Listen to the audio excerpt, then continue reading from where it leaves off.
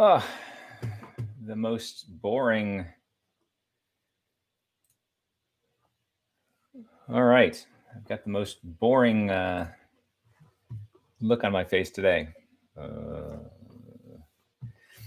Anyway, let me give you the link. Give the YouTube link. Here we go. All right. Link copy to keyboard. Yes, that's a good, not to keyboard, to clipboard. Yeah.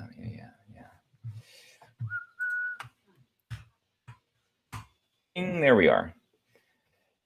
Will it blend? Have we talked about blending?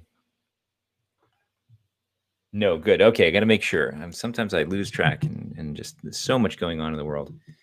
So many potential things going on in the world that whatever. So today's going to be relatively lightweight because we just had the project due and so on and so forth. We want to have something that's a good general kind of concept thing that you're going to be using throughout projects and throughout different ideas and so on. And actually, even before talking about will it blend or won't it blend, let's see. Here we go.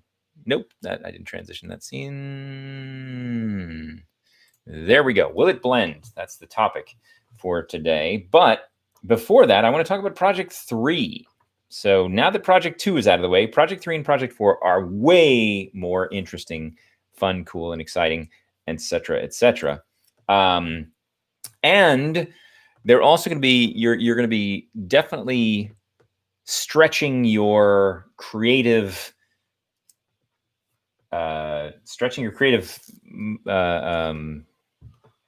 whatever things you stretch, muscles, joints, aching back, something like that. In these, okay. So the idea is that I'm going to give you a bunch of course, requirements because that's what you need to have in projects, but I want to see you adapt even more, in terms of the actual mechanics of the gameplay. The mechanics of the previous ones have been pretty straightforward, emulate a WASD and directional D-pad and so on. And then, the game that we just did, the apple picker, really straightforward. This enemy does this, it drops that, we catch this, we score like that. Pretty straightforward, right? Now, the shoot 'em up or shmup, top-down shmup, you can think of it as a RPG, top-down RPG is often, or one of the things it used to be that we started off with, it's going to be like Asteroids was a good example, like a typical arcade shooter where, you floated around the screen shooting at things. You need to use physics to kind of move your character around, and then it shot at other things, and those things would react, and so on and so on. So it's kind of an arcade-style shooter or top-down shooter or shoot-'em-up kind of game. But a really good example of this, I think, is the now classic Enter the Gungeon. How many here are familiar with Enter the Gungeon? Okay, good game. It's an excellent game. It's a really, really fun game. And this is also the bullet hell Toho, I think is I'm trying to remember one of the games.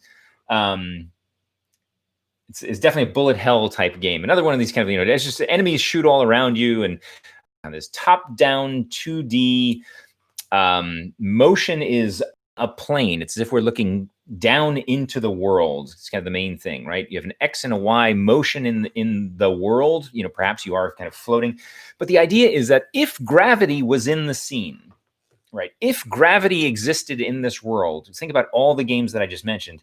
Gravity pulls you into the screen, right? You don't fall in this game, right? So the world is, you're looking down at the world. If you were to fall, it would just put you down on the ground. So motion is, if there was such a thing as up, down, left, right motion, it really is more like north, south, or forward, backward, left, and right sort of motion. That's the theme of this game. Whereas the final game is more from the perspective of a kind of, it's a platformer is the idea, right? You're moving around and jumping, right? Jumping is a key thing, right? You have some degree of physics that's going to govern kind of you jumping up and down, and you're going to move in and out of the screen, sort of, right? Perhaps in and out, or at least you're moving left and right. And if you are moving up and down, it is as a result of jumping and falling. So it's like the classic platformers, Joust, Donkey Kong, those sort of things, even like Dig Dug, again, sort of classic arcade kind of things. Oh, maybe you've heard of a little game called Super Meat Boy, right? That's another great example. Anything of that sort of genre, anything like Braid, or what's the other one I'm thinking of? It was in the Indie Game the Movie. Has everyone seen Indie Game the Movie? If you haven't, you should watch Indie Game the Movie. It's a great movie. It talks with a bunch of different game developers about some fairly cutting edge sort of platformer style games that is worth considering, getting some inspiration for Project 4. But the platformers and that sort of thing is Project 4.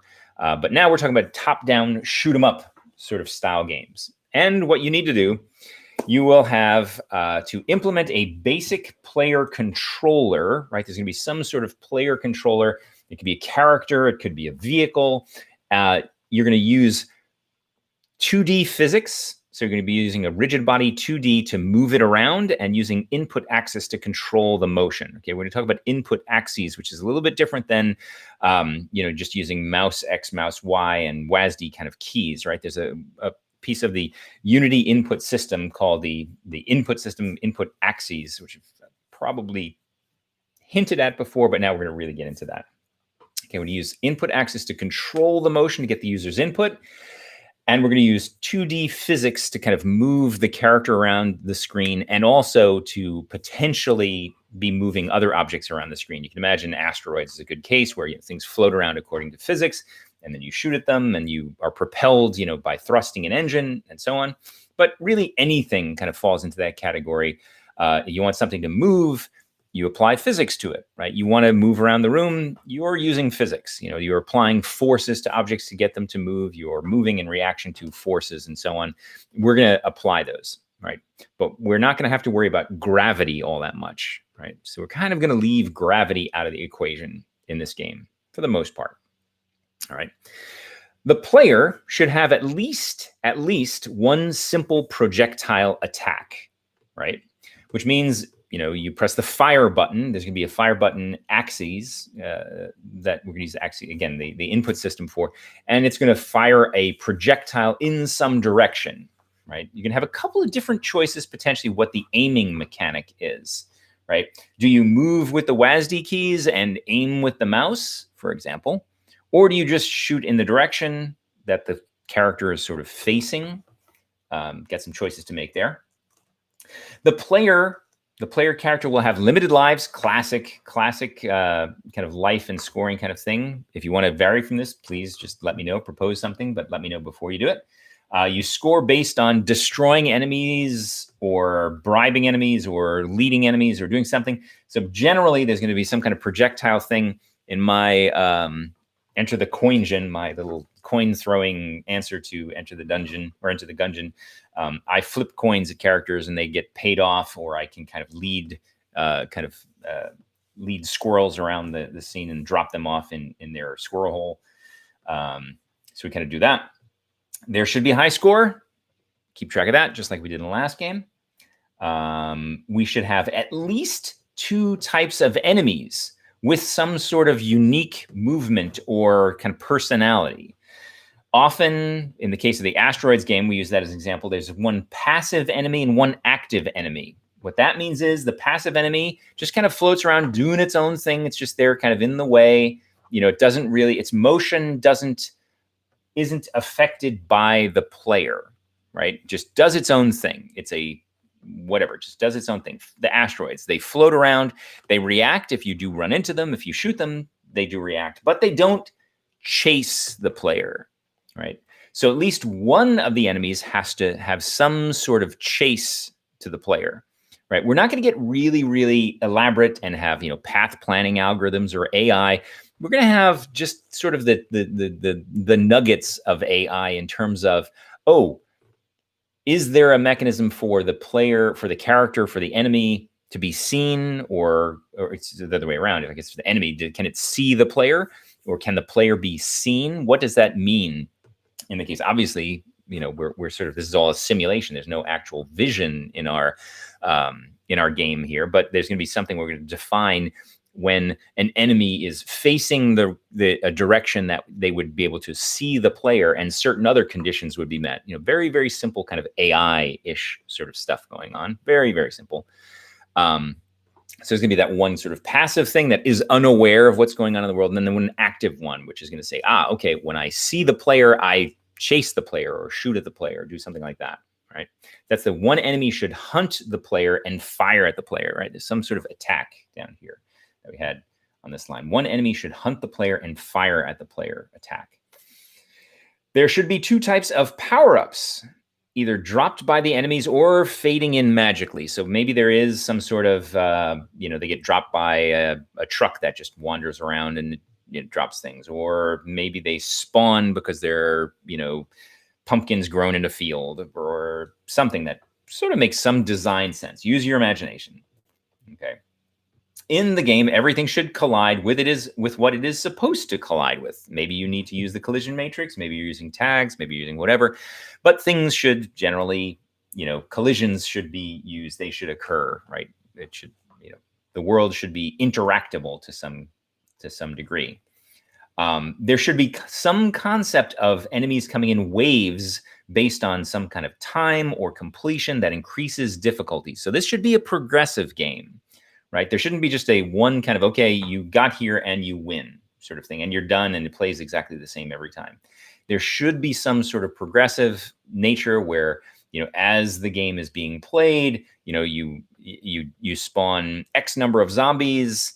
The first wave is, there's just 3 zombies, and you kill all 3 zombies, you win.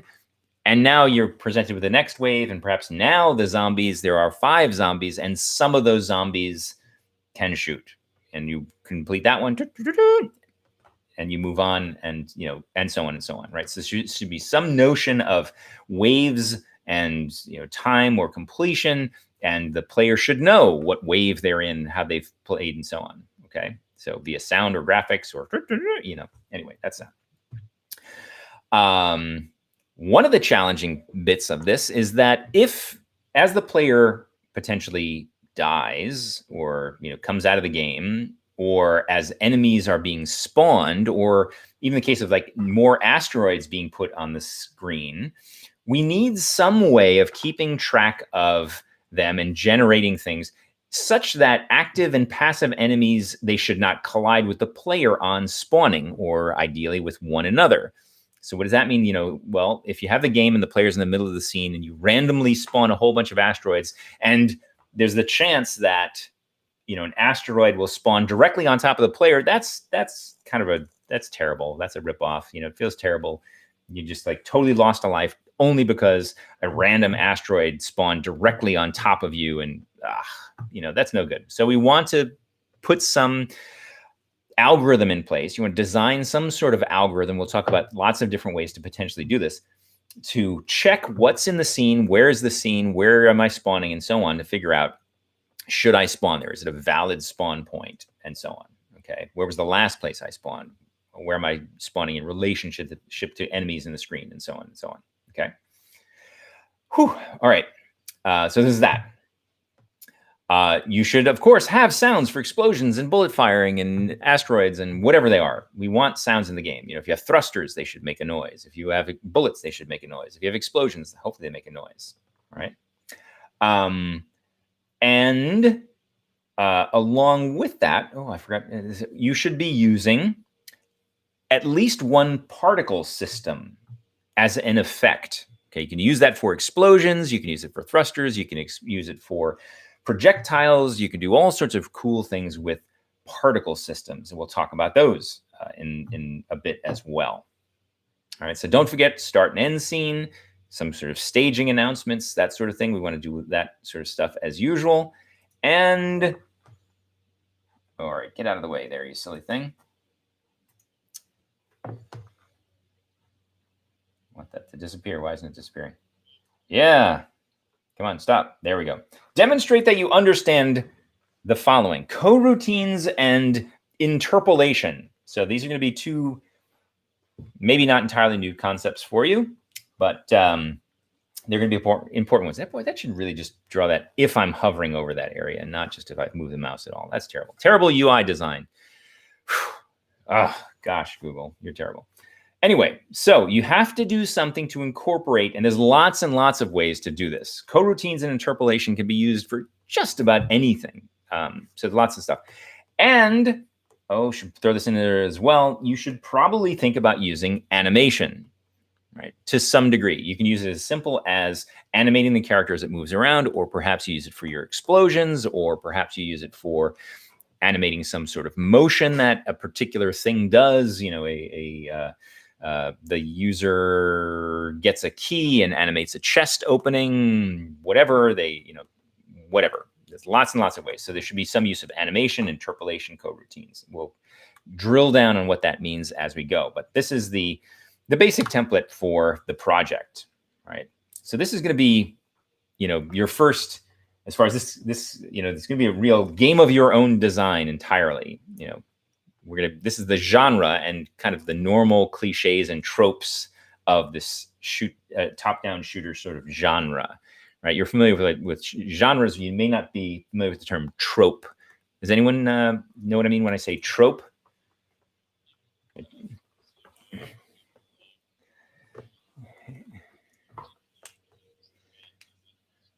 Right. It's sort of a in some ways it's a cliche. It's a it's a common mechanism or some way to kind of get the story to work like you want, or get the game to play like you want. Certain sort of techniques that kind of classically you talk about, like TV tropes about it's the some kind of seed of a storyline, or it's something that pushes the story forward and things like that. So we won't worry about it too much. But anyway, think about it in terms of these. Lots and lots and lots and lots and lots of room for interpretation and design. So start thinking about this right away. Now, that said, also, this isn't just going to be about the final submission. Okay. Over the course of the next week, it's not going to be due next week, but it's going to be due the Tuesday after. So not this coming Tuesday, but the Tuesday after, you should have some basic design document based on these things. And it may or may not be the final version, right? It will vary from here, but I just want you to get your thoughts down in terms of a little bit of sort of layer design or level design, sort of enemy design, player design, mechanics design. But given these things, design your top-down shooter. Okay, all right. Think about that. So you've got a total of a bit more than a week, like a weekend, sort of to put that together. Right. Not going to be a super extensive document. Shouldn't be more than, say, 2 pages. Right. 2 pages plus a page of graphics sort of stuff. And graphics can be sort of sketches and whatever, just kind of like general, okay, there's going to be this many players. There's going to be a door over here. There's going to be a thing over there. There's going to be some level design. So have some things in there, but we're talking about actions and things. All right. So there's that. All right. What the document will be?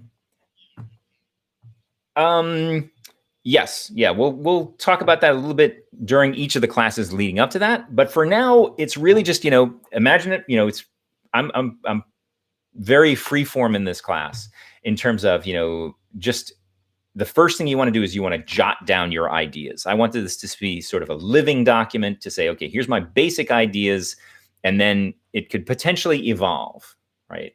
So I don't expect, maybe it's going to be exactly the same and your game is going to be exactly built from your design. But more often than not, I expect it to kind of see it evolve and change, and you'll have, some reflection in the final project to say, okay, this is what I kept, this is what I changed, this is what I realized, and so on, right? So it's still going to be fairly informal. It's more, I'm a big fan of, kind of blog, vlog, log, whatever you want to call it, your dev log for the game, and whatever form helps you to kind of solidify your ideas and your goals and your target, but also to communicate that potentially with someone who you want to get them to, they should be green lighting your game. You want to be proposing ideas, and you want, your executive producer, your studio to be saying, yeah, that's a project we want to fund. And you have to be able to kind of convince them along the way that, so not super formal. Can you make a video devlog? Absolutely. That would be great. I would love to see that. That would be cool as well. But yeah, it should, the initial states are going to be more like, just kind of thumbnail sketches, envelope designs, sort of back of the page, back of the envelope, napkin, whatever, jot some things down, get those ideas, kind of, so you have a roadmap, it's a treasure hunt sort of thing. So that's the main thing. I'm not going to be caught up too much in like, formally, these are the sections you must have. There must be a background. There must be character development. There must be, what is the motivation for the main character? Not so worried about that. If you want to provide that, good. If you want to be that specific, great. But this is mostly programming. So we want to just make sure that you have a roadmap to get your project done in a way that makes sense, in a way that, works. So yes, that's fine. That doesn't mean a story can't develop around that, right? Yeah, it's your hero wearing a Peter Pan hat, whatever, kind of, I've got, I've the Enter the Coin Engine idea with the squirrels and so on, it's developed a narrative and life of its own, but that's all pre-made assets from my perspective, and that's okay. I'm tempted to say, don't use the same assets that I do, right? There's lots of assets out there. Please find other assets. It's gonna come across as slightly lazy if you use the same ones that I'm using. I'm find stuff out there. There's lots of free ones. There's free game art. There's lots of other stuff on the Unity asset store. If you do want to develop your own, that's great as well. But try not to use exactly the same ones that I am. So okay. There's enough variety out there. You shouldn't have to use the same ones that I am. Okay. Whew. Okay. Any other project questions? Don't worry, there'll be time for it. We got a good chunk of time here to work on the project. So throw some concepts together. Think about those things. Start thinking about them now, over the weekend. Don't necessarily dive into code unless you want to. You can start sketching things out. If you want to do, like sketch things out inside of Unity and take screenshots of that and put that in your design document, yep, that's great. That's fine. You can prototype at that level. Just say, okay, I put a cube here, cube here, cube here. That represents my play field. And then this circle, the sphere thing, that represents the player. And, if it makes sense and, it's not just totally random and obviously just thrown together, it'll make sense. All right. So feel free to use whatever tools feel comfortable to you, or, can be bitmaps, can be SketchUp, can be prototype games. Work with the tools, work with everything you can. All right. Whew. Okay. Let's talk about something else. A very general technique. Will it blend? Now, anyone remember this guy? I used to love this guy. This guy, will it blend? Blend Tech. This guy was, an early, talk about your early memes on the internet. He started off, he was just, the Blend Tech 2000 or something. And he just made himself famous by throwing everything in this wonderful blender. Go check it out. It's a little bit of internet history. You just have to check out at some point. Will It Blend by Blend Tech. Just good old days. But anyway, what we really want to talk about is interpolation and animation, right? This is actually can be a very important part of animation. It's blending, and ultimately blending is about what comes in between, right? What comes in between A and B? What is halfway between A and B? What is a quarter of the way between A and B, right? How do we get from here to there, right? Or how do we go from blue to green, right? These are all questions. How do we go from this state, standing state, to a running state? This is all about this sort of interpolating motion, interpolating other things. So someone has a question coming up. Let's see. Pause for a moment.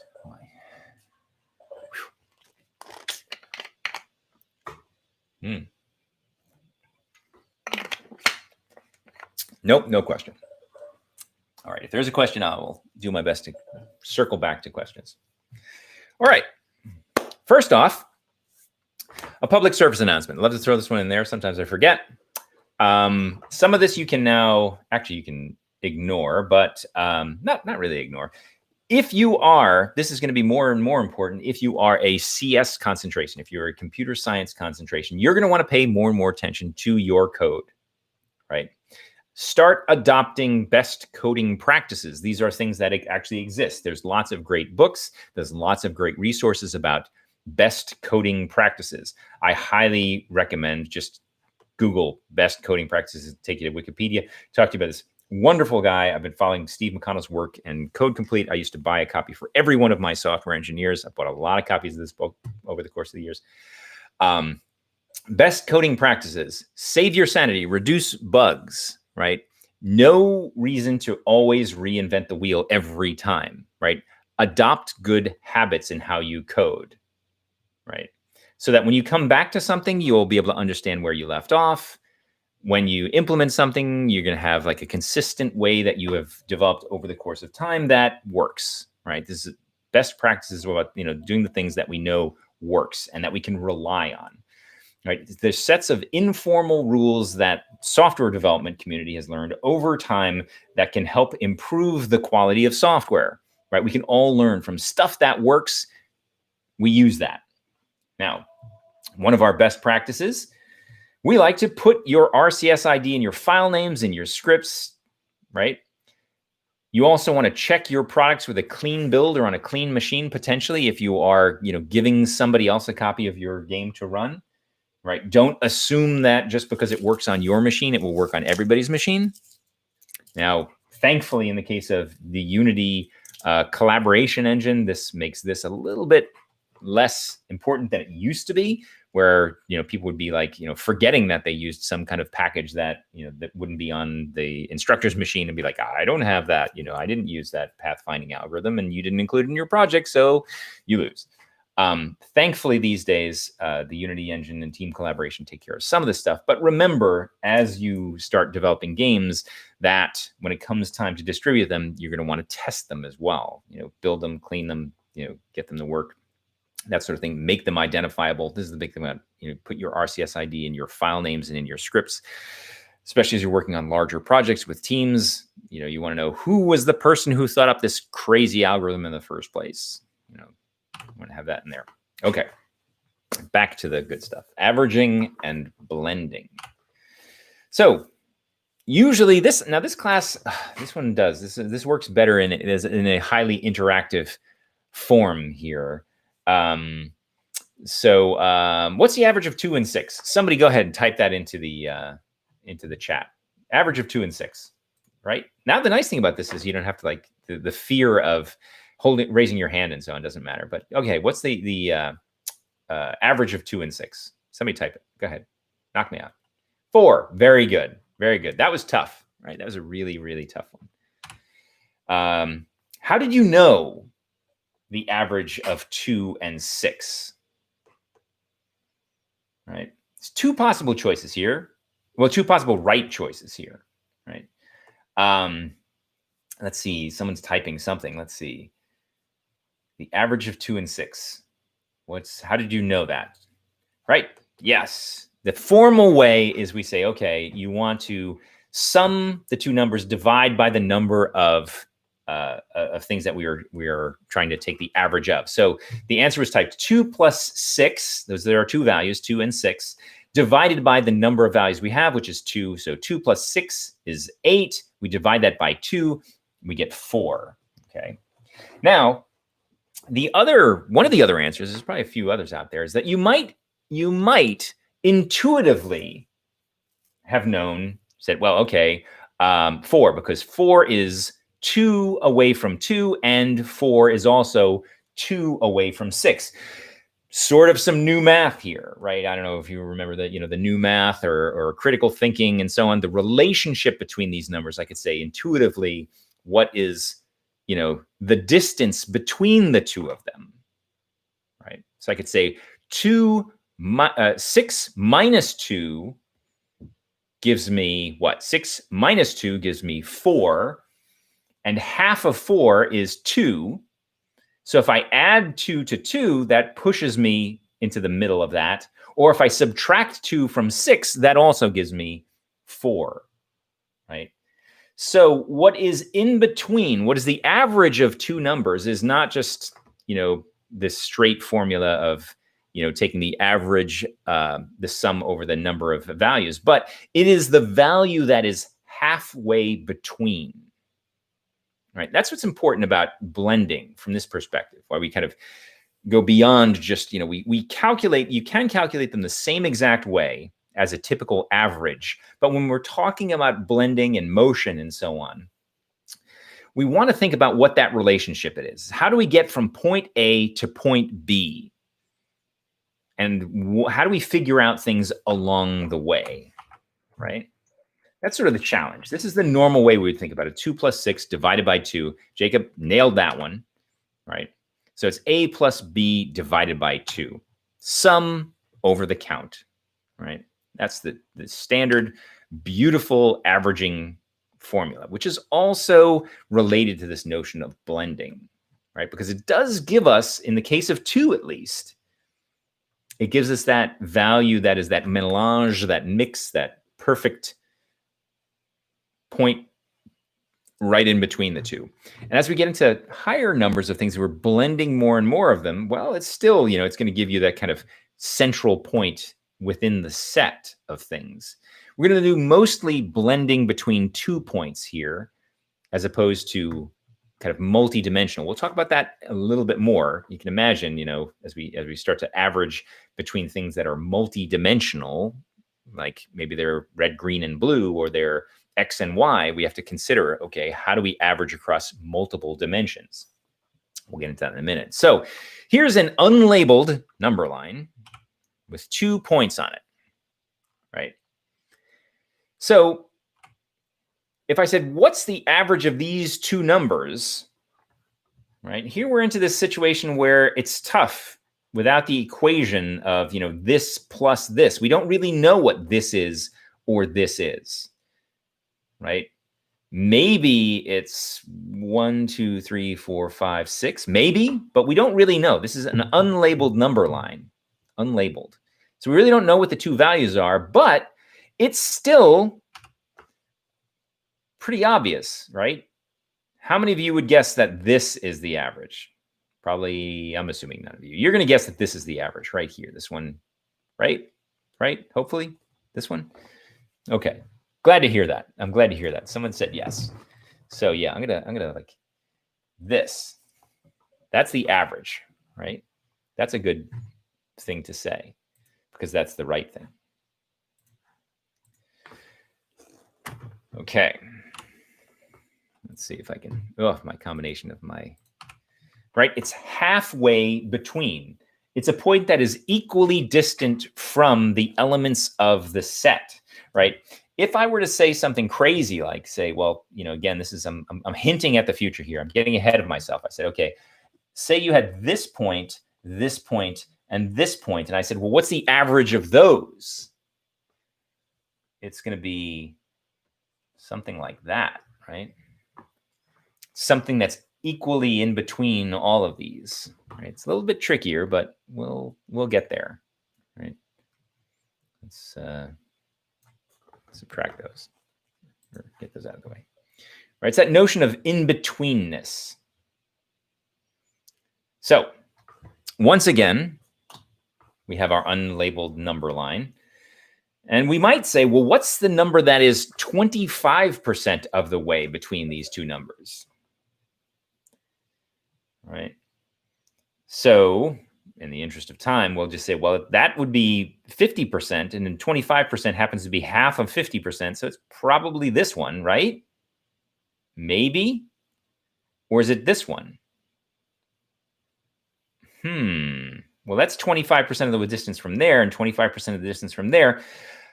That would be challenging. But in this case, we're going to say, okay, the number that is 25% of the way from here to here. You have to be careful. You have to think about, it's 25% of what plus what. It's 25%. We can think of it as being 25% of the distance between the two, but we have to be careful because we're not necessarily certain of what direction we're coming from, right?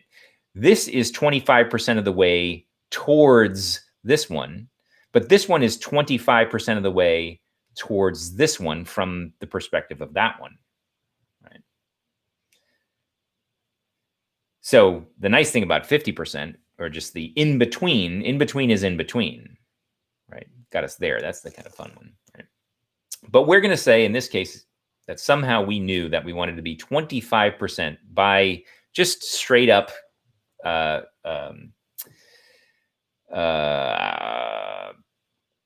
convention. There's the word. The convention that we're going to adopt is if I say 25% of the way, I'm going to assume I'm going from left to right, right? Moving from here to here in this case. So, but let's consider back to a plus b divided by 2, right? Now, here's where the magic starts to happen, because you don't really think about this. You don't often think about it this way, but math has this commutative value, right? We can say a plus b over 2 is the same thing as a over 2 plus b over 2. Anyone want to fight me on that one? Hopefully not, right? No fighting. No fighting. Now, that's the same thing as saying 0.5 times a plus 0.5 times b, right? Thankfully, none of this is really calculus much, kind of, maybe a little bit. But we can start to think of this as, okay, the average of two numbers is half of a plus half of b, right? So if we wanted to calculate something that is in between, it's kind of weird a little bit. I don't know. I think it's kind of weird to say, okay, well, half of this plus half of this gives me the thing that is in between the two. But that's what it does. The average of two numbers is half of a plus half of b, and that gets me halfway in between. Right? This weird notion of saying, well, if this was 2 and this was 6, I add 1 plus 3. So neither of those were 4, but it got me halfway between the two of them. Kind of weird. Kind of think of this as being a 50-50 blend of A and B. All right, so this is this average value, right? It's this blend between the two, right? You have to consider both of them to get that blend.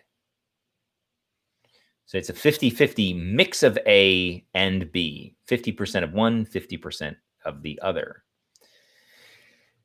And the cool thing is we can use this formulation to blend things unevenly, right? According to ratio, like our case of 25% of this plus 75% of that.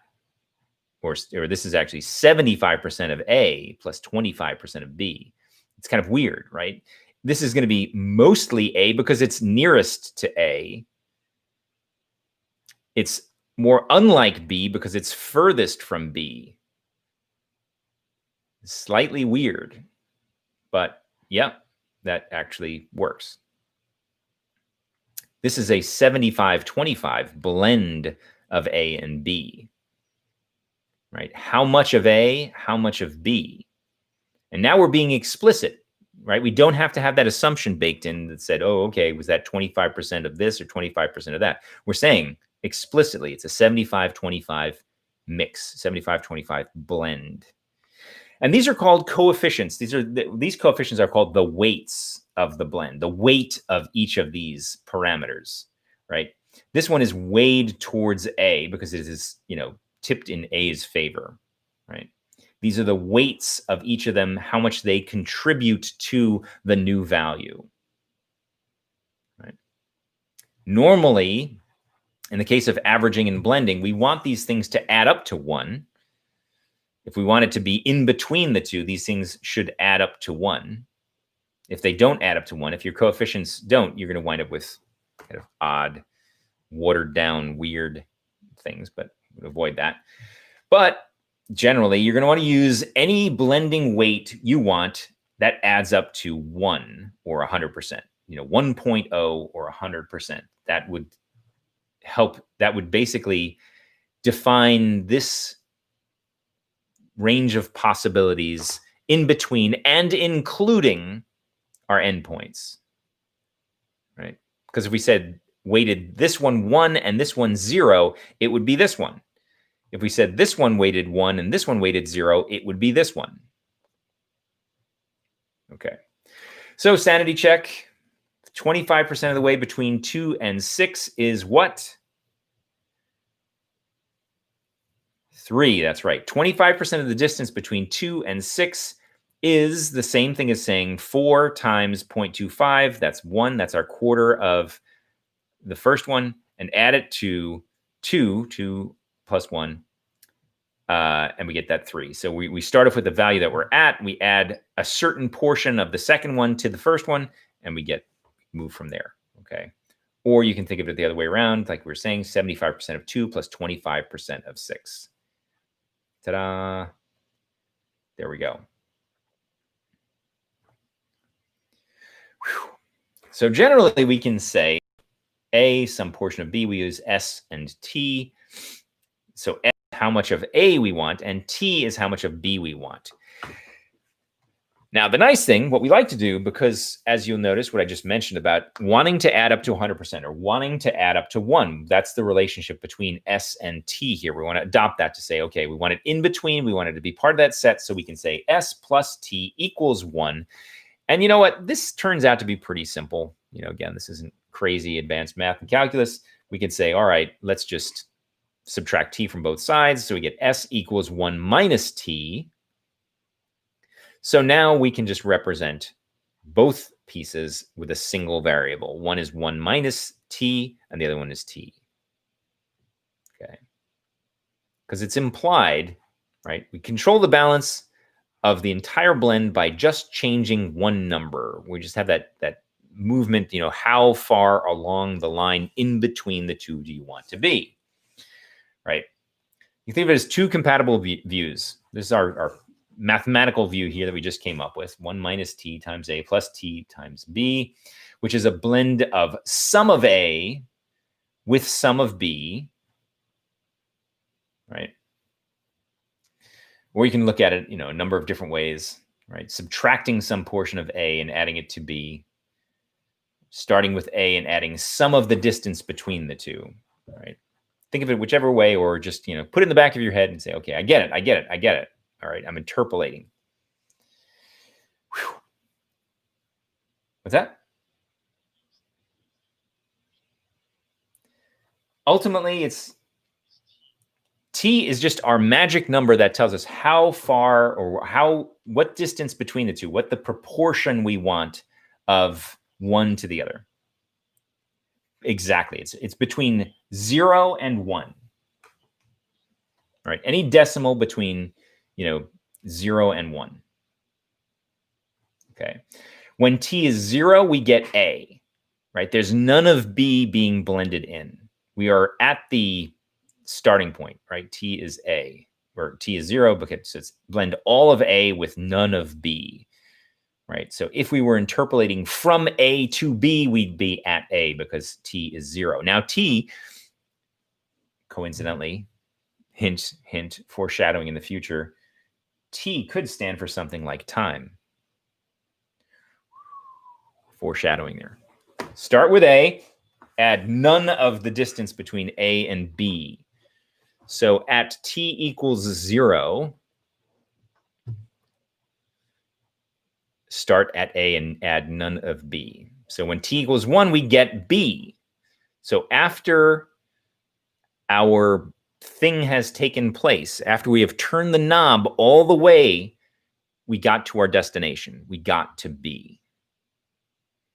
Which also means blend none of A. A is now literally out of the equation, and all of B. Or start with A and add all of the distance between A and B, right? The distance between the two.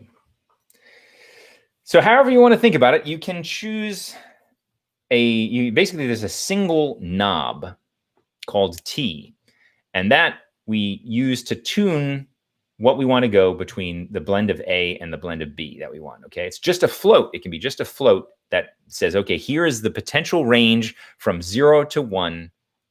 The value in between includes 0 and 1, and that will get us in between. So you have that single magical knob that you can then turn to go from A to B.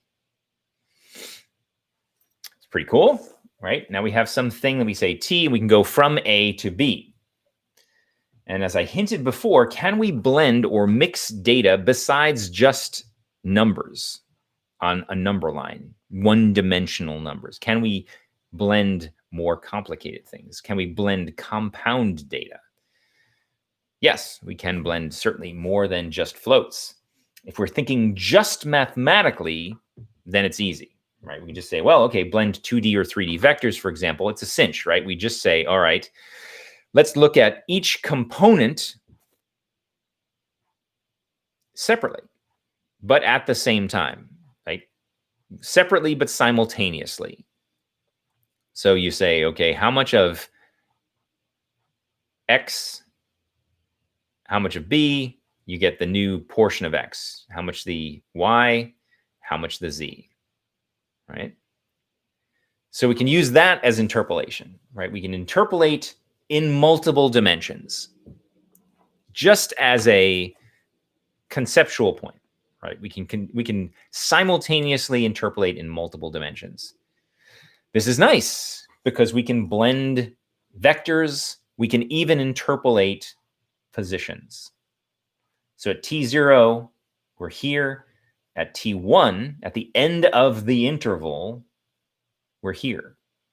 Now remember, this is just, the path here. Now we could do things like scale that interval if we needed. So say we wanted this to be, over the course of some longer period, we could use some, if we said, oh, I want this to happen over the course of 100 seconds.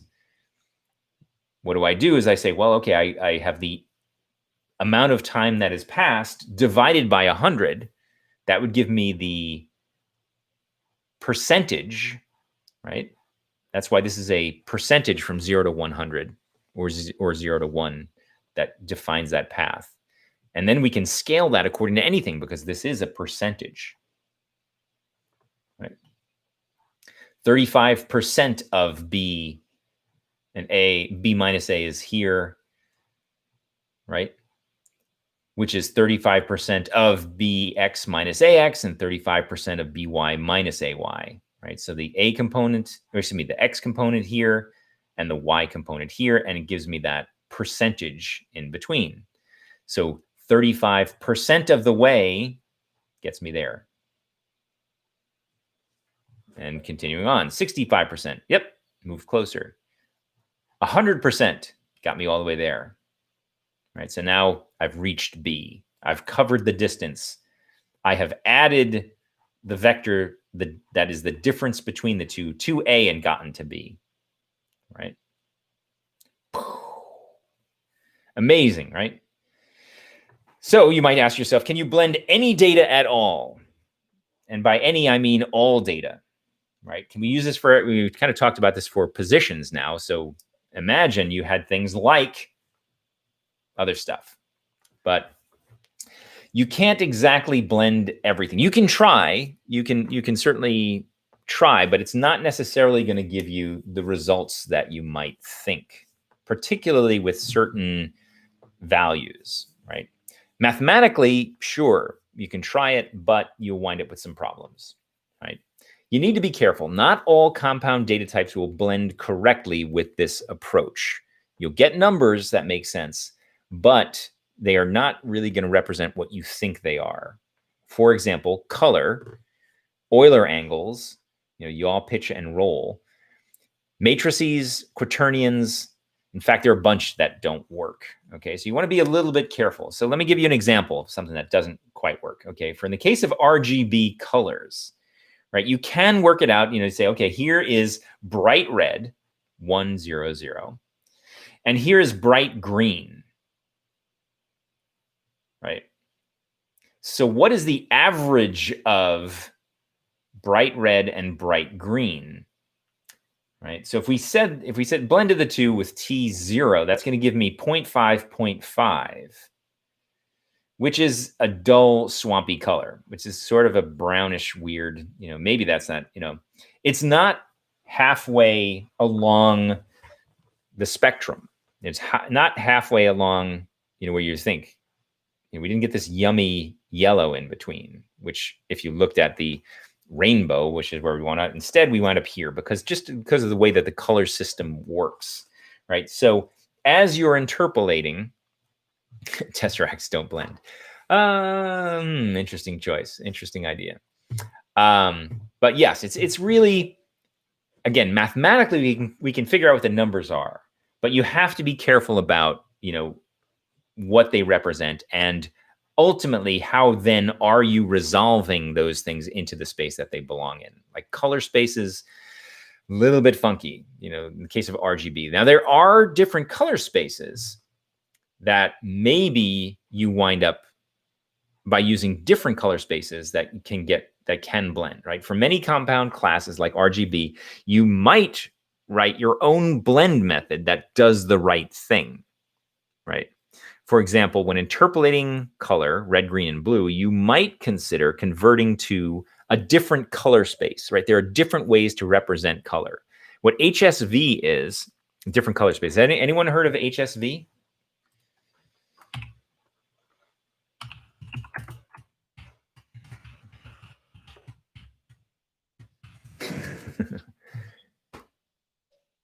Right, exactly. Hue, saturation, and value. All right. So these are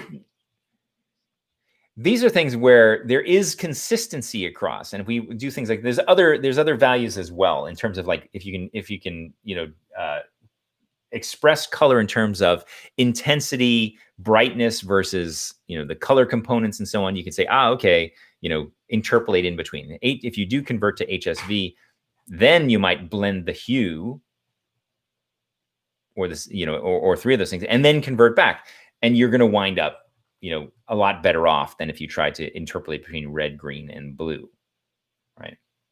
So that is, there are situations where if you write your own blend function, you can have it do the right thing by going through the right types of conversion. All right. Now, eventually, we'll see if we come back to this. We'll have to come back to what happens when you try to blend Euler angles, yaw, pitch, and roll, X, Y, and Z rotations, matrices, and quaternions. There they don't, again, like can you blend tesseracts? Those sort of interpolations, it's kind of they're kind of weird in terms of you're interpolating different parts that are defined specifically because you have a collection that is like two different values. Like in the case of a quaternion, you have an angle and an axis. So how do you interpolate between the axis? That'll give you something in between. But then the problem is the angle along, or the amount along a rotation around that axis that you don't want to rotate, or you don't want to interpolate that piece of it. So it's kind of tricky, right? You want to be careful. But for the most part in this class, one of the main things we're going to do is we're going to do kind of single or positional blending, positional averaging, positional interpolation, potentially, based on velocity, accelerations, and things like that, where we're talking about, working in sort of a not physical, but within space. You can work there,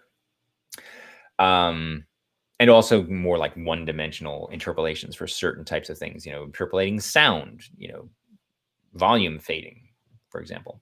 So technically, what we're doing is constructing new data points within the range of a discrete set of known data points. Right? This is this interpolation.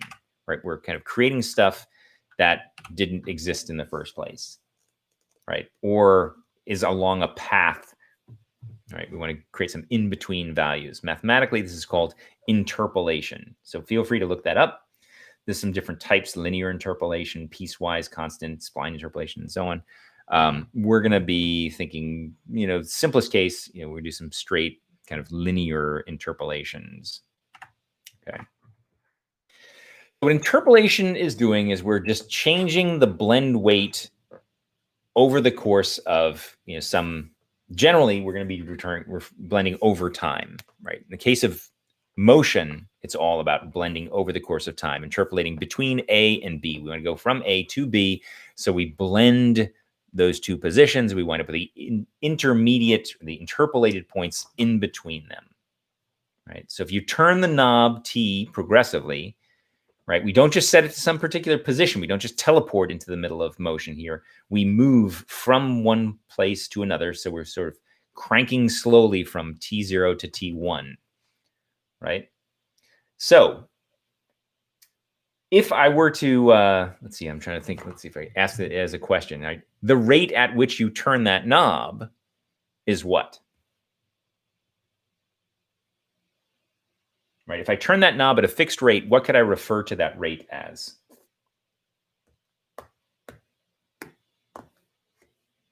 I need some Jeopardy music here. It would be the velocity at which I travel between the 2 points, right? So how quickly we change that knob is the velocity between the two, right? If there are changes, if it's not a linear interpolation and not a constant along the way, well, this is just straight up velocity here. We would just, angular would be slightly different. We have no angles here. So this is just a velocity from here to from there. We've already factored in, because we're only interpolating, and ultimately we only have one knob, so we can say this is linear. Oh, if it's constant, it's linear, 0 to 1, right? So if we turn the knob at constant speed, which is a good place to kind of generally refer to, then we say we are linearly interpolating. There may be lots of cases where you don't want to turn the knob at a constant speed. But we're not going to talk, we're going to talk about it. Why not, right? But for now, let's say, okay, we're starting off with this thing called linear interpolation, often referred to, also known as, AKA, also known as lerping, linear interpolation. All right. So once again, remember we had T in there. So that's how we're doing our linear interpolation. Now, all right. Buckle up your seatbelts. We got some more things to cover here. No check-ins today because everyone just submitted their projects. So we're just going to keep going. We'll probably finish a little bit early, but we're just going to work our way through here. Good concepts, right? Two main ways of viewing interpolation. One, blending over from A to B over the course of several frames, right? This is called parametric evaluation. Big words, right? Parametric evaluation. We are evaluating parameters, right? Or we can blend one step in time forward from wherever you are at a particular moment to wherever you're going. This is called numerical integration. Remember when I said no calculus? Well, I lied. I mean, no, I didn't lie, because I said there's a little bit of that. It's sort of in here. We are integrating. We're potentially integrating. We're adding tiny slices in order to move from one position to another, right? We are basically integrating. So games, we generally need to use both. You may not be aware that you're using both types of interpolation because the engine may be doing it on your behalf. Remember when I talked about the use of velocity, then we had acceleration, we had snap, crackle, pop, jerk, and so on, right? That is going to be, we're basically using this numerical integration over the course of time, moving from one state to another, right? Most of the time, our physics engine are using some numerical integration. Whereas often when in our engine, we may just use some normal some parametric evaluation because it's convenient. It's instantaneous. We don't have to keep track of anything, right? So most physics tends to use method number 2, numerical integration, but many other systems, however, use method 1, this parametric evaluation. Often when you are just calculating something in your game, you just go ahead and use parametric evaluation, but physics, we are often using method 2. So we use lerping all the time under different names. For example, hopefully this is coming through. An audio crossfade, right? That's an interpolation. Or this simple fade-in effect, right? Over the course of time, we are fading in. We are changing the value of alpha, the transparency. We're changing it over the course of time. This fade-in effect is interpolating opacity or interpolating our alpha, right? So we've now done linear interpolation of opacity throughout here to get that effect. And here's what's happening in the case of cross-fading audio. Anyone a DJ out there, right? I mean, old school DJ, not producer sort of thing, where you play one song and you play another song and you want to, have them seamlessly mixed together. It's not a matter of just choosing the right point, but often you have a crossfader on your mixer, right? There's a slider on your mixer, a crossfader, that allows you to go from one side of the mixer to the other side of the mixer, smoothly interpolating between 0 and 1, saying, okay, halfway through, you've got half of one, half of the other. On one side, you've got all of one and none of the other, and so on, right? So this crossfade that you might be doing in your software here, or your crossfade on your mixer as you're DJing sounds, DJing songs, this is an interpolation as well. So anytime, basically, we want to do any sort of blending over the course of time, we are using lerping, right? You can, yes, T doesn't have to be time, but, for most of our uses, we're talking about animating that value over the course of time, which is the hook there to animation, right? Animation also generally, it's trying to capture smooth motion over the course of time. When we're animating, we want to animate in sufficient number of frames per second so that our motion is smooth. So it's providing those in-between values. Often you hear the term tweening when you're animating, right? Because you're generating these in-between frames, or these in-between things that are basically some sort of interpolated. You've basically interpolated every point. You've averaged out, where should the character's hand be? Where should the character's foot be, right? If you move them over the course of time, you interpolate their positions, you get there, right? The opposite, that would be something else. I'm not sure that counts as an opposite. I don't know if interpolation really necessarily has an opposite. Yeah, it's if you're looking at something that is discrete versus continuous, I guess those two are two opposites.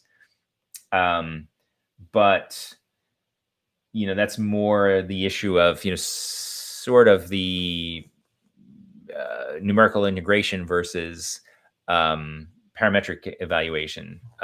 We'll get to a little bit of that, but it's not. I don't think the opposite thing is really don't focus on that too much of it. But there are different techniques, and there'll be different approaches to this that I wouldn't say they're opposite, but they are different, right?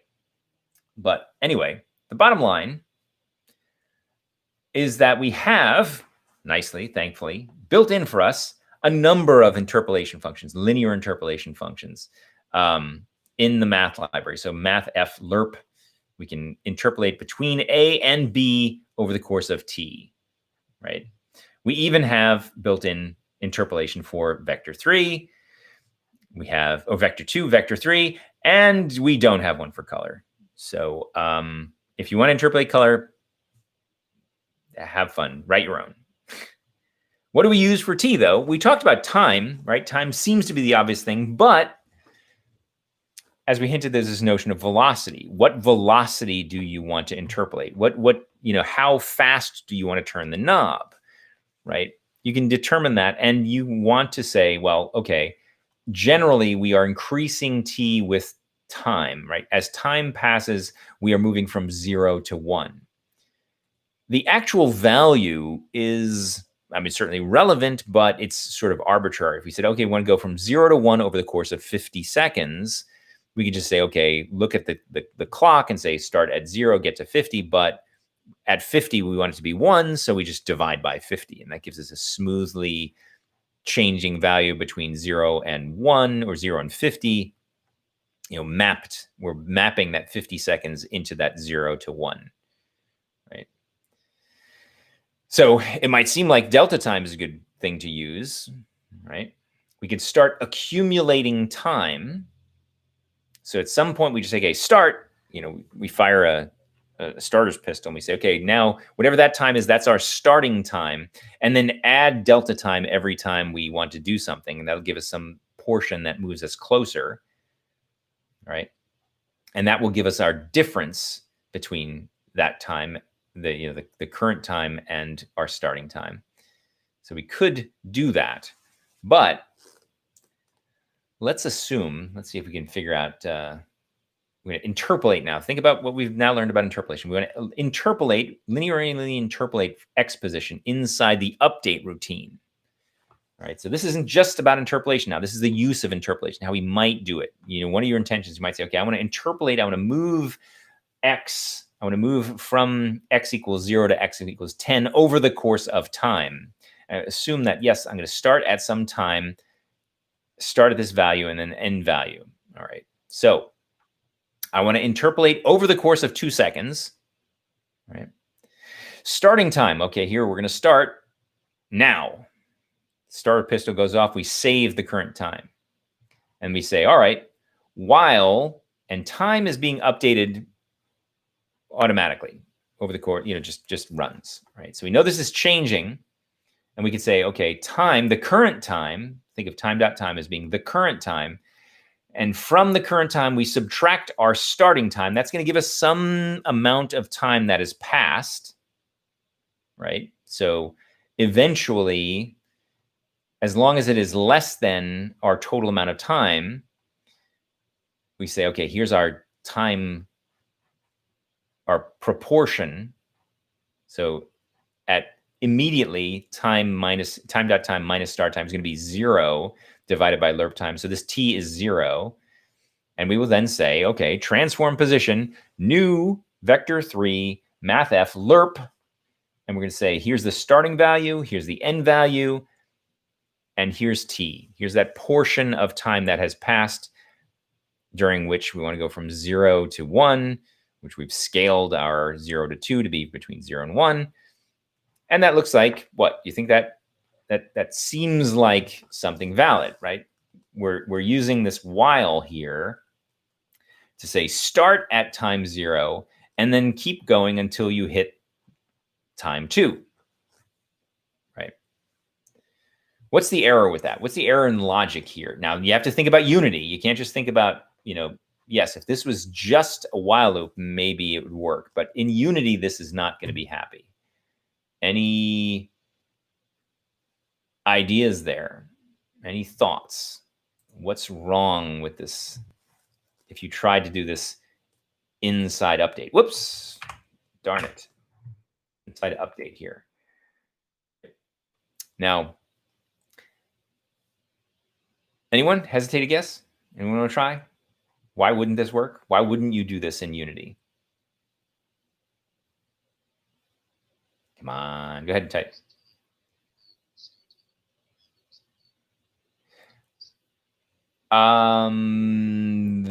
The time and start time. Well, inside this while loop, start time isn't going to, right? Start time will remain because it's being set here, and then the body of the loop start time doesn't change, but time.time should be changing. So that's not the... Well, the goal is to interpolate the X position from start value to end value and change the transform of the object that we're on. We want the transform of the object we're on to move between X equals start value and X equals end value. So smoothly move between there.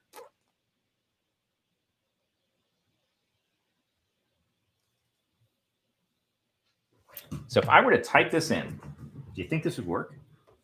Should we try it? Or someone want to stop me before I go down a path of total insanity? I should go for it. All right, let's see what happens. Let's see what happens. I've never actually tried this because I've just always assumed, and I do know it's not going to work, but let's see. I have to find a good Unity project to do this in. Let's see here. Not that Unity project. We'll do it in this one.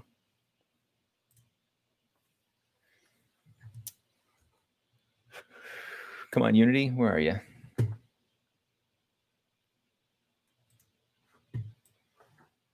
It's opening. All right.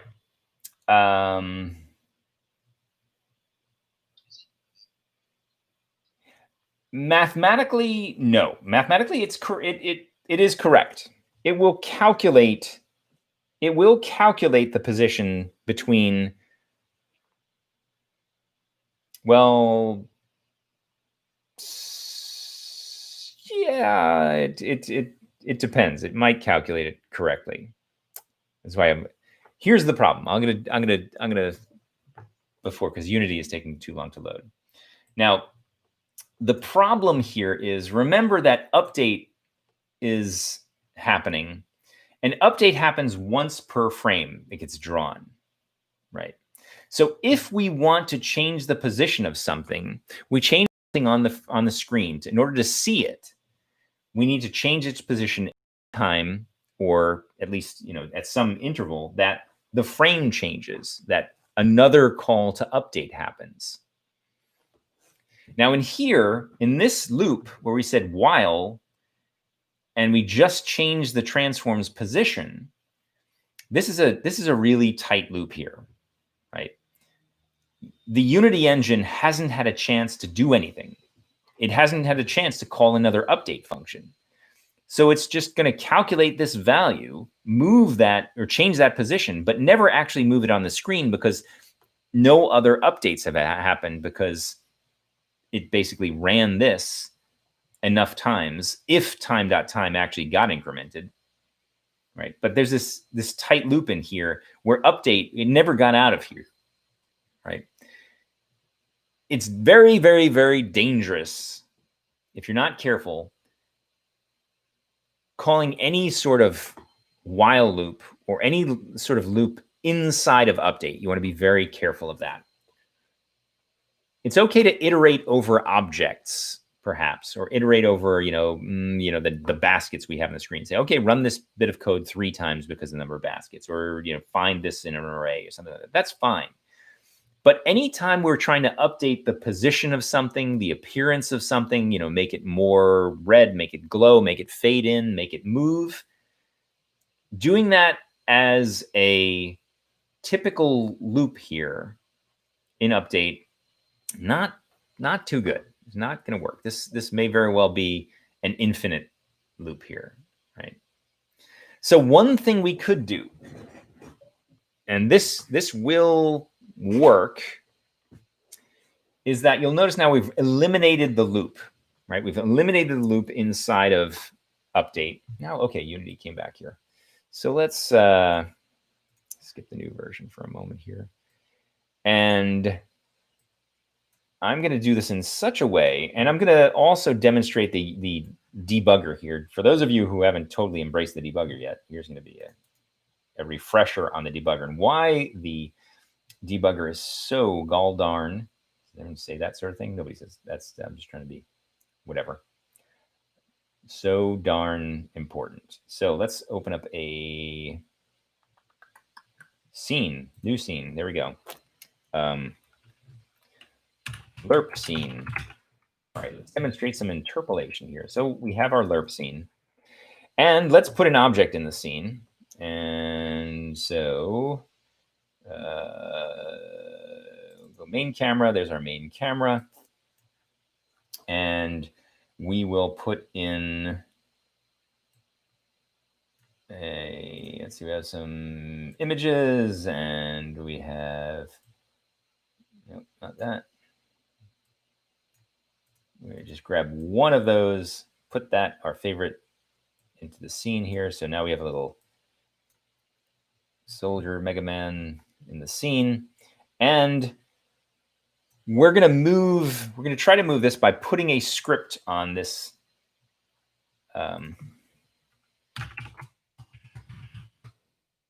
It's because I need to name it something good. And we're going to add a component, which is going to be a script. And we'll call this Mega Move. Oh, I already have Mega Move. Not good.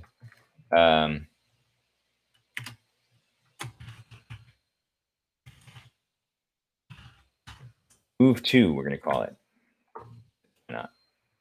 Not a great name, but we'll just use that. So Visual Studio is trying to open up here.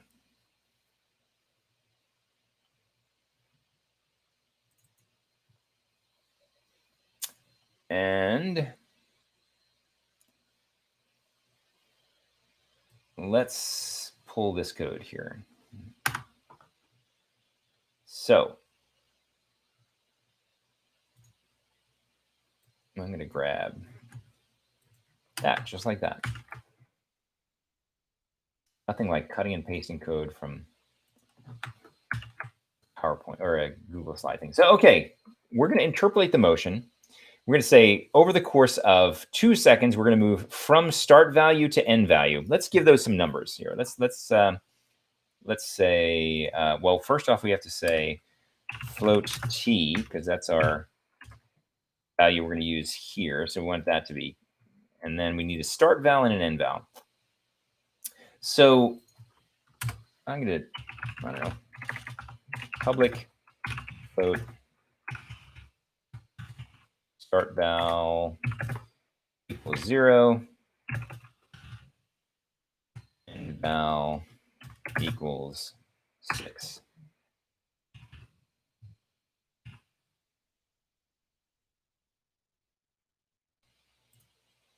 Whoops. All right. I've initialized them. Here I'm going to try to do that interpolation. And I'm going to put a breakpoint here, just because. Save everything. Save my, whoops, not save my PowerPoint slides. Save my, where's my Unity project? Here we go. There we go. It's still thinking. All right. Save. And we're going to come over here, and I'm going to say attach to Unity, which means this is going to get ready to be doing some debugging. I set this breakpoint here. And come back over to Unity. Enable debugging. Enable debugging for all projects. And hit play.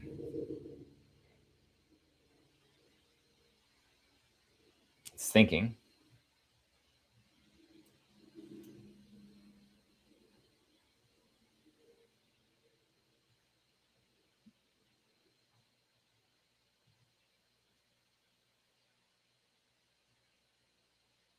Okay, it's hit this point here.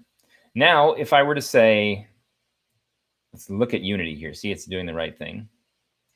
It's trying to enter that mode. So let's say, all right, continue.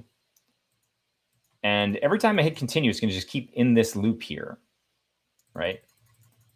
And it will continue on until, well, you know what? Time.time is not changing in there. It never got a chance.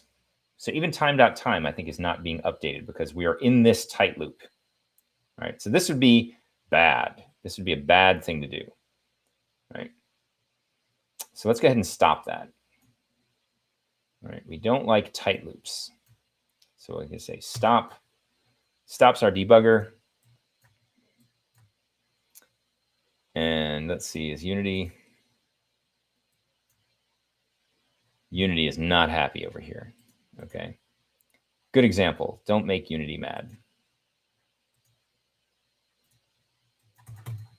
So I'm going to go ahead, task manager, and kill Unity there.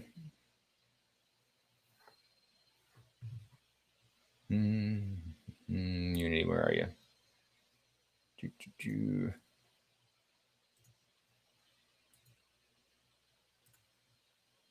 All right.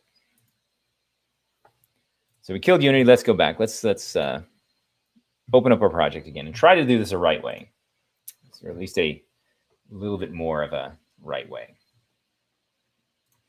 And I'm so certain that this is going to work because I'm going to actually go ahead and I'm going to take the breakpoint away, and we won't worry about it. So one right way is to do this. It is to make sure we don't get ourselves into this tight loop, that we don't have a loop. Don't put loops based on time or position inside of update. Just don't do that, right? We need to let Unity get out of its own way. We need to get out of our loop here. All right. So I'm just going to shortcut this.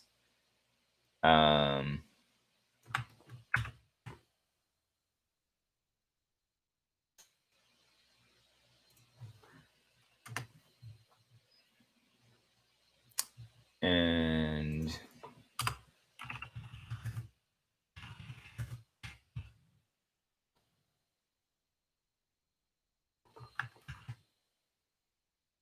come on, Unity, where are you? Did I start Unity?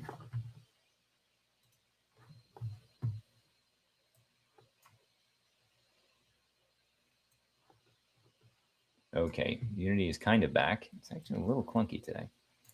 So, lerp scene. We have this new value here. 0 and 6, time is 0.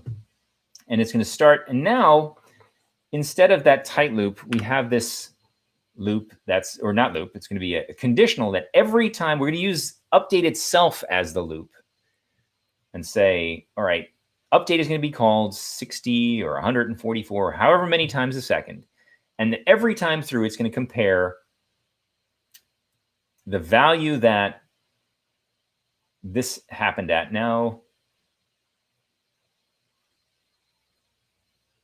this is a little bit, let's see if this is going to be a little bit problematic. I forget if this is going to only be called at the beginning or going to be called every time. I think it's normally I would put that as a static or something like that. Let's see. Let's see if this is going to work.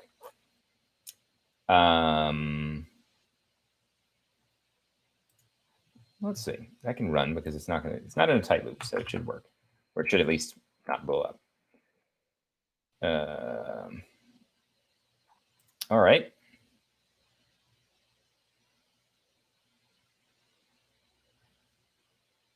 Nope.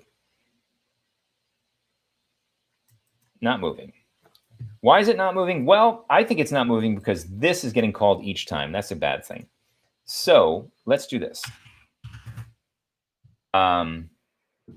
Now, if I put static here, let's see. It's not used, not valid in here. I'm going to do this. This is because I want this to start off. This is a little bit odd. That I'm going to say the start time gets set during start. Right? So when start is called, that's my starting time. And then every time after this, I compare to that time. I'll get this to work. So now I'll come over here and we'll see if this works.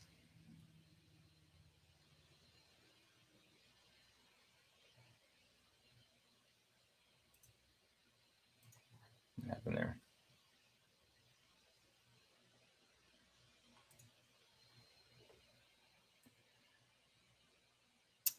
Let's see. Get time is not allowed to be called from a monobehavior constructor for instance field initializer.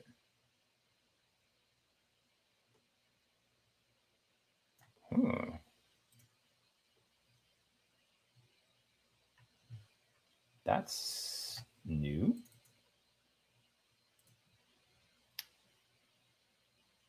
All right, you can take that out though. No, that was right because we put it here. So yeah.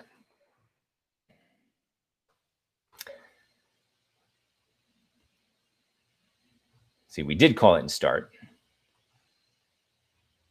And we have more errors. Okay, it's working. Yay, it's not the smoothest thing, but we actually interpolated between here and there. It moved, right? But we had to be careful. The moral of the story is, well, you have to be careful. You have to avoid loops in here. You have to make sure that your start time was set somewhere up here before calling this, and so on. It's a little bit tricky. So this is kind of setting us up for like, well, wish there was a better way. Wish there was a better way to do this. So let's talk about that. So that's one way to do it. One quote unquote right way. Say, okay, if time passes, and this should have been, this should happen inside of our start routine if we want this to work correctly. But let's talk about some better way to do it. Okay. Another right way is using this lerp time. You could say, okay, as long as it has the end, and this is the numerical integration way, where every time it gets called, we add one, or we add the amount of time that has passed, right? And we interpolate by accumulating time, right? So each time we say t plus equals this slice. So we're not really comparing to the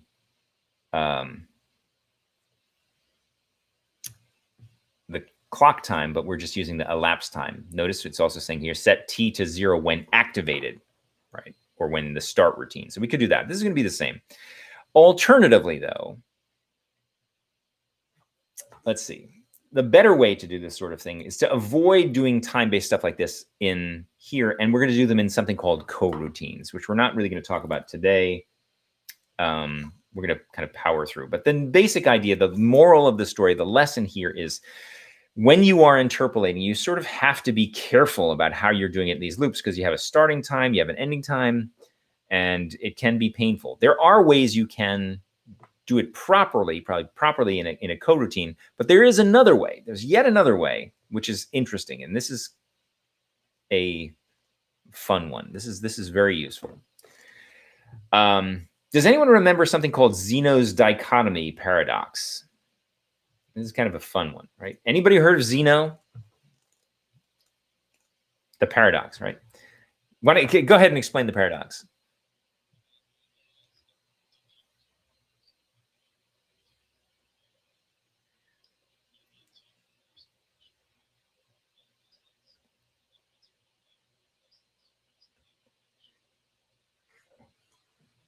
Right.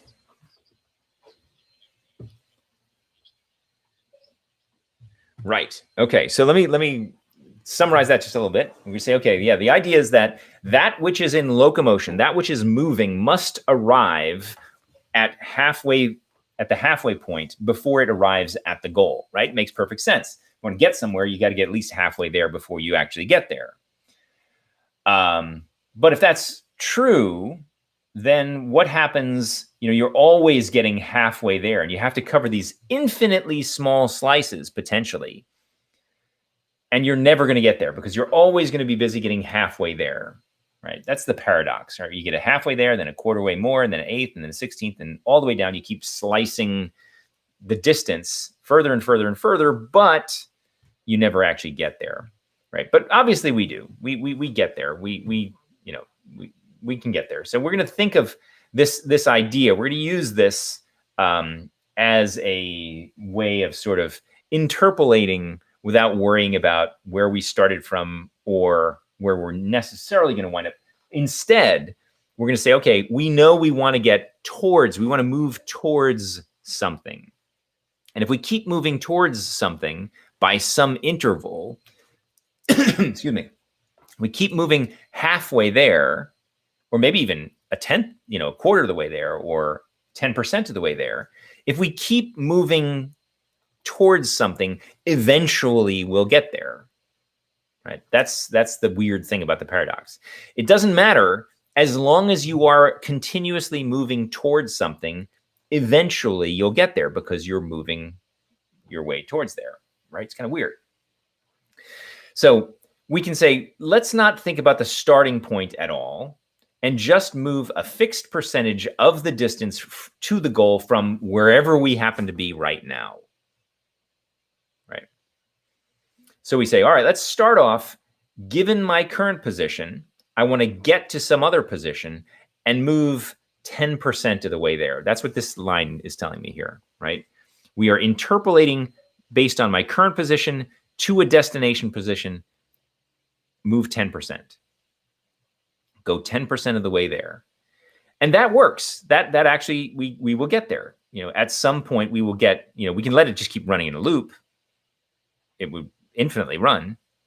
So you kind of want to be careful to not just let it do that forever. You want to say, okay, as long as I'm not there, don't keep moving 10% of the way. But this is called dumb lerping, right? This is kind of like we can sort of move towards something without, all of the interpolation. This is a non-linear interpolation. We're always moving towards something, but we're not moving by an equal amount. So again, it's not opposite of linear interpolation, but it is not linear interpolation. It's non-linear interpolation. So if there was such a thing as an opposite, I suppose this would be the one. I don't know. Right? So we could use this. We could say, all right, I'm going to grab, let's see, this, I have to fix. Sorry, these my animations aren't working correctly. But anyway, that's the idea, right? Is that you can decide to move towards something. And if we do that, let's see, time-wise, starting to run out of time here. So here we have our character we want to move. We're going to move to, we'll go ahead and eliminate the time entirely. And we sort of want to be a little bit careful. If we want, we're going to say, well, it's going to happen at a certain rate. So we're going to move pretty quickly if we're not careful. But we'll just do this. We'll say, instead of t here, we're going to say 0.1. We can eliminate basically everything else, except for we don't need the time, but we do need a start value and an end value.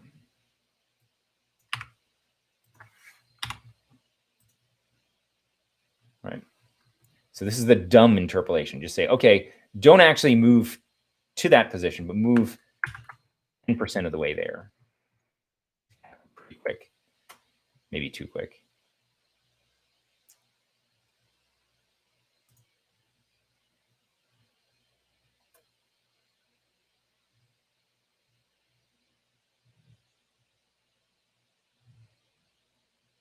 What's going on here?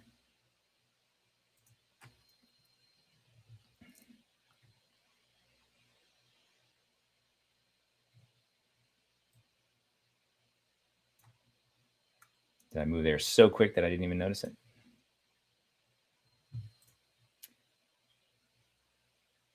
Let's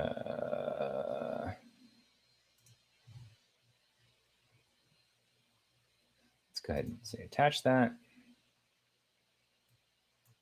We'll go ahead and run.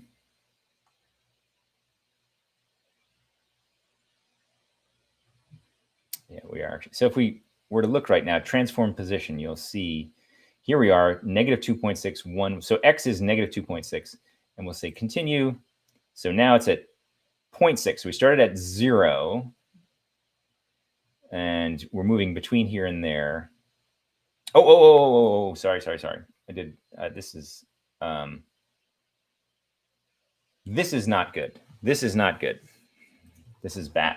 Because I told it to move between start value and end value, but this never changed. Start value and end value never changed. So what I need to do, this is the interesting thing. In order for my dumb lerping to work here, I have to say, I have to change start value. Right? My start value is going to become my new value, right? My current position is going to be moved by that amount, right? So let's try that. Let's rerun that. So I've made a simple explanation much more complicated by doing it that way. But you saw it. Moved quick. Zing. Right along there. Wasn't that neat?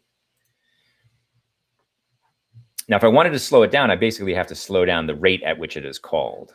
Right? This is sort of the same issue we had with trying to change a random number according to a certain value. This is happening so often that it gets from there to there in 1 second. It's sort of roughly, give or take. Or yeah, 1/10 of a second. Very fast. So if we slow down how often this is occurring, it's going to slow down, right, how fast the motion is. But every time this is called, it moves 10% closer. And you'll notice also it starts off moving very fast and then it slows down as it hits the point, right? Because the amount it was moving was getting smaller and smaller and smaller. Initially, it jumped pretty big because 10% of the way was a pretty big value.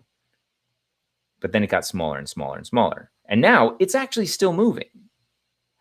That's the crazy part, right?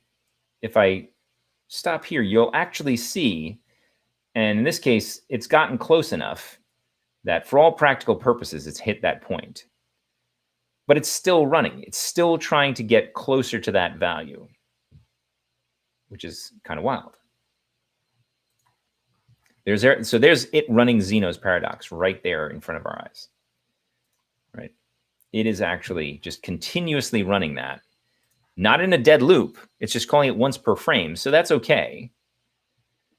But it got us from here to there, or at least close enough to there to be considered to be there, right? And again, let's look at that code. The idea is that I'm moving, if I wanted this to be, I could have said, yeah, this would be the other version of this. It should have been this.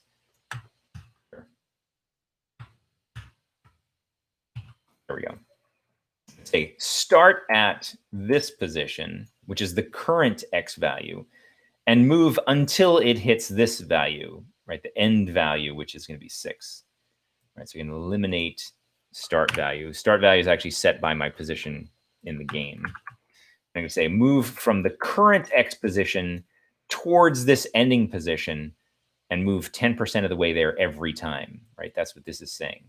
Move 10% of the distance from your current X position to that position. Right. That's I guess the cleaner version there without that weird start value thing. It should do the same thing. Blink of an eye, just moves right there.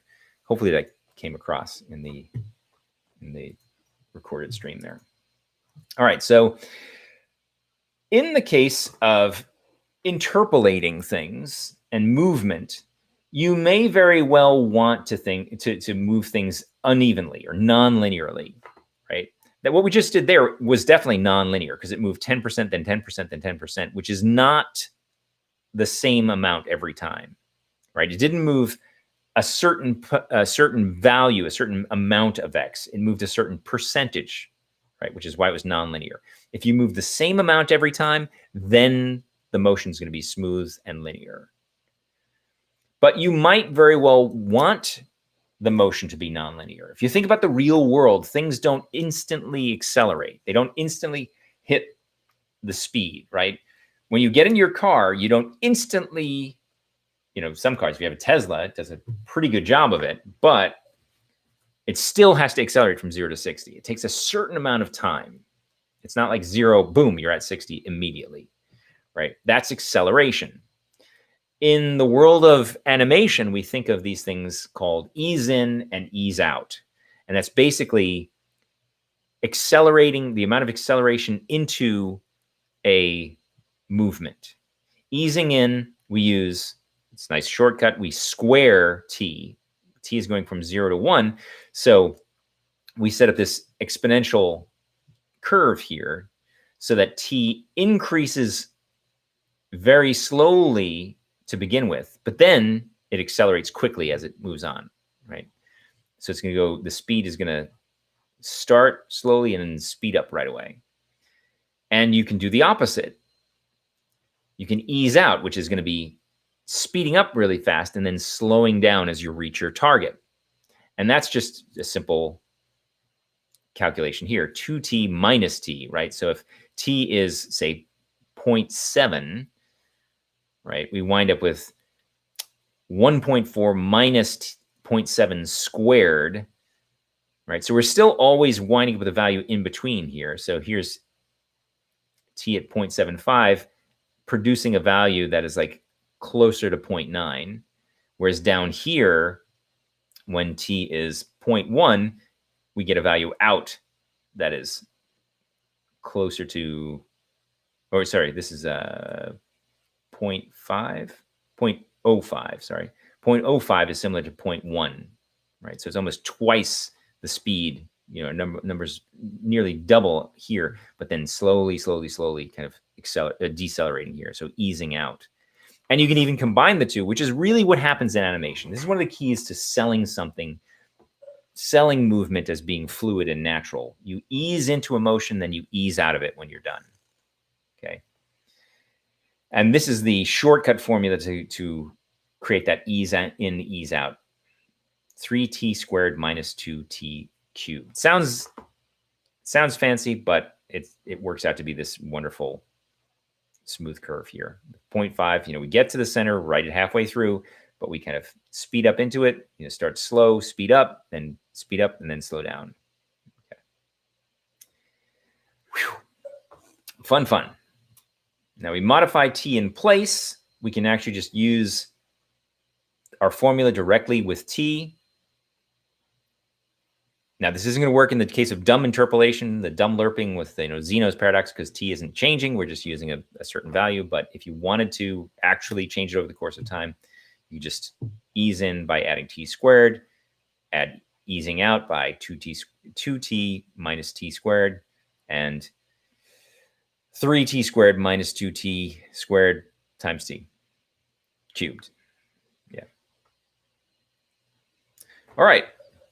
So that was a whole lot of different interpolations going on. But this is the foundation of selling animation as smooth. Think about it. If you go ahead, watch some animation, step through some things, watch classic cartoons, there's Bugs Bunny or anything like that. Or, even look at animation in games about, how somebody winds up before they throw a punch, right? Or, kind of winds up before they start running, right? There's that notion of easing in and easing out. So we can use interpolation to get us to smoothly move. The interpolation will give us the smooth movement, and then using ease in and ease out give us a more natural version of the two of those. Right. And that's that. Whew, that was a whole lot. It's a whole lot, but it's not a whole lot. It's concepts, right?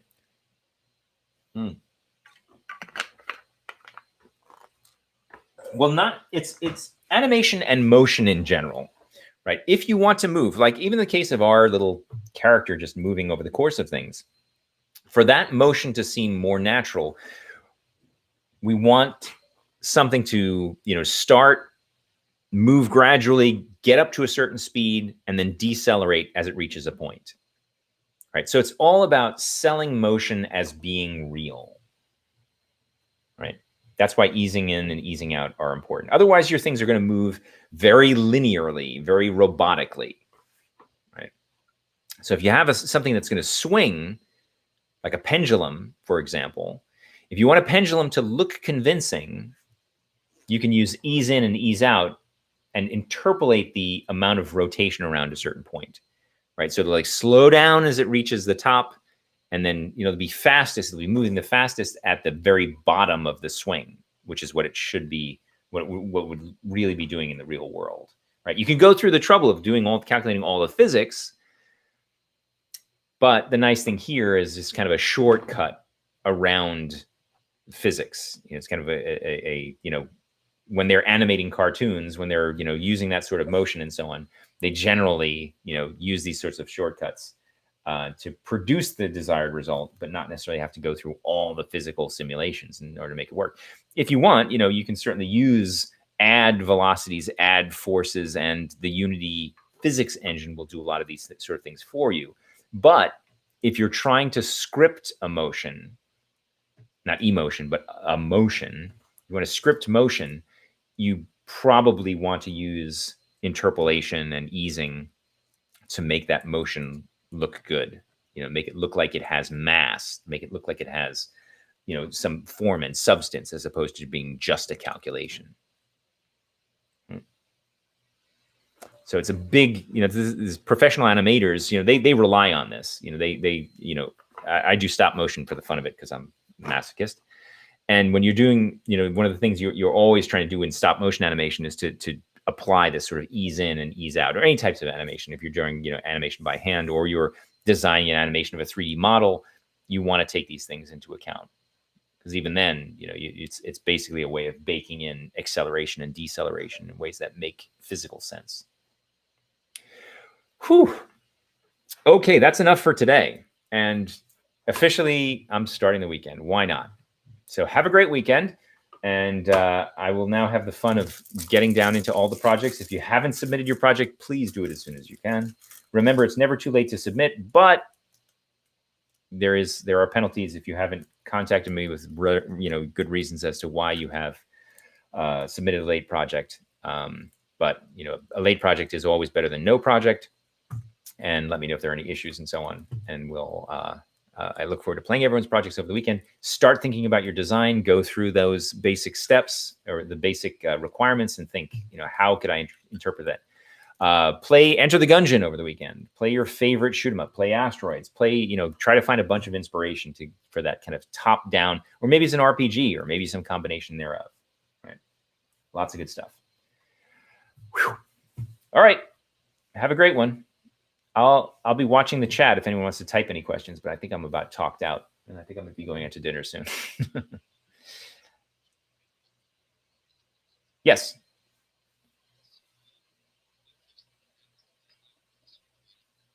Mm-hmm.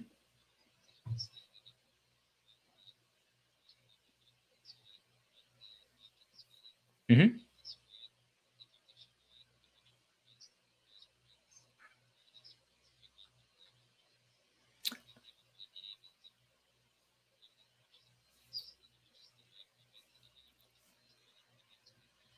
Okay.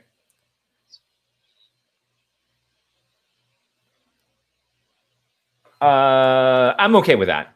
I mean, the question is, I guess it should be that, yes, catching the wrong ingredient, but so what's the penalty for missing the right ingredient? Yeah.